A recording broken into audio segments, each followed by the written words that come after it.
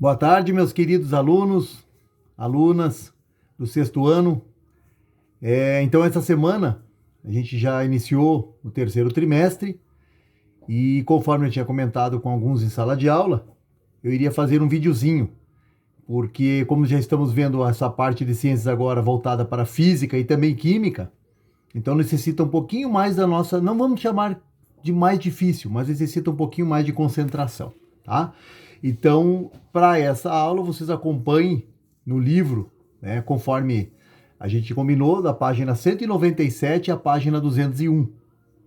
Na página 197, você pode abrir lá, já tem o conceito de substâncias, que a gente até chamava substâncias puras, mas a gente vai começar a chamar somente substância. Um exemplo, os elementos, vários exemplos, né? Os elementos, por exemplo, da tabela periódica.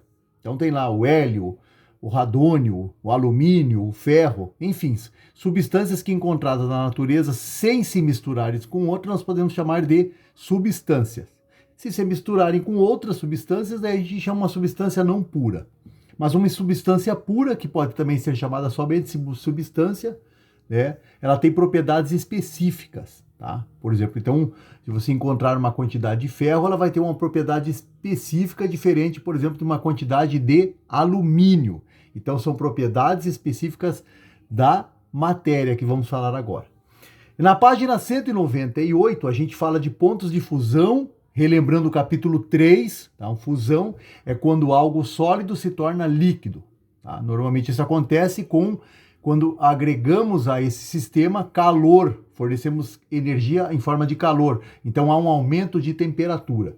Então, a fusão vai passar, a matéria vai passar do estado sólido para o estado líquido. E também pontos de ebulição. O ponto de fusão e de ebulição são características que podem nos ajudar a detectar, a diferenciar um material de outro, tá?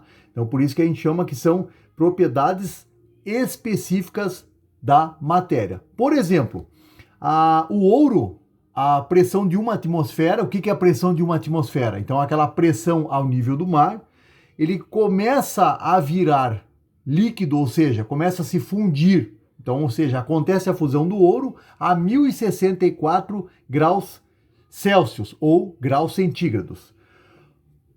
O único metal líquido, todos conhecem, todos sabemos que é o mercúrio, ele vai ebulir, ou seja, a ebulição dele, já que ele já é líquido, né, em condições normais de temperatura e pressão, a uma atmosfera ele vai ebulir a 357 graus centígrados. A ebulição da água ao nível do mar, ou seja, a pressão de uma atmosfera, se dá a 100 graus centígrados. Da mesma forma, a água vai fundir, ou seja, o gelo vai começar a derreter a partir da temperatura de 0 graus centígrados.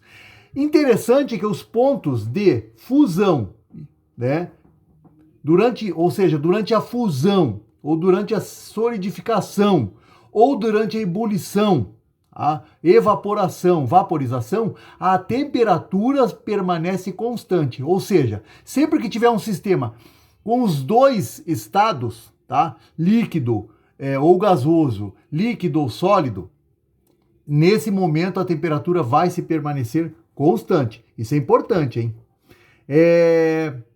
Por exemplo, o ferro vai se transformar em líquido, então se é o ferro sólido a uma atmosfera de pressão, com 1535 graus centígrados ou 1535 graus Celsius, o ferro vai se tornar líquido. E detalhe, com quase mais 1500 graus centígrados de temperatura, ou seja, vamos fornecer mais calor para esse sistema, ele vai ebulir. Dessa forma, o ferro que era líquido agora virou gasoso a 3000 graus centígrados, tá? Então é importante, recordo de novo, que durante a fusão ou durante a solidificação, por exemplo, a temperatura permanece constante. Isso é muito importante. Na página 200, a gente fala de uma propriedade muito importante que depende de duas outras propriedades gerais da matéria, que é massa e volume. Mas vamos lá. Do que o professor está falando agora? Estamos falando da densidade, que é uma outra característica de cada material. Bom, a relação entre massa, o que é massa? Todo corpo que tem matéria possui massa, e toda essa massa ocupa um determinado volume, ok? Então, por exemplo, a água, 1 quilograma de água ocupa 1 litro de volume, ok? Olha que padrão que é a nossa água. Então, a densidade da água, 1 quilograma por litro, tá? Se, por exemplo, isso estamos falando da água pura, sem mistura, inclusive sem os sais minerais, que é muito comum quando nós tomamos uma água, encontrarmos nessa água potável, sais minerais. O que daí já não daria essa conta, esse cálculo. Por exemplo, para você ter uma ideia, a água do mar tem uma densidade maior, porque possui cristais de sal, principalmente o NaCl, que é o cloreto de sódio misturado. Faz essa água ser mais densa. Tá? Na página 201, inclusive, você vai ver que tem uma foto de algo que é mais denso boiando em cima, que é menos denso, desculpa, por isso que está boiando menos denso, que é o petróleo, boiando em cima do mar, ok? Então, ou seja, 1 litro de petróleo, tá, vai ter mais ou menos massa que 1 litro d'água. Se o petróleo é menos denso, então ele tem menos massa que o mesmo litro de água, ok, pessoal? Então, essa é a relação de densidade com massa. Com densidade, com massa e com volume.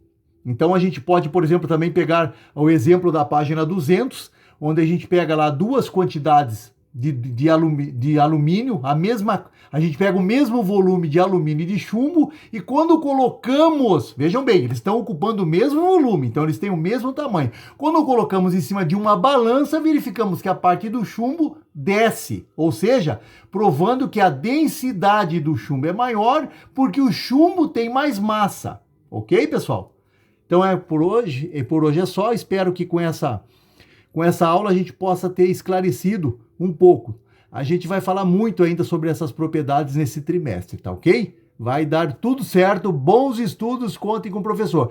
Toda vez que a aula ficar alguma dúvida, nós vamos estar fazendo esses vídeos para reforçar as nossas aulas. Conto com vocês, com a mesma vibração de sempre, com o mesmo empenho. Ciência é muito importante para nossa vida, para o nosso conhecimento, para a nossa cultura.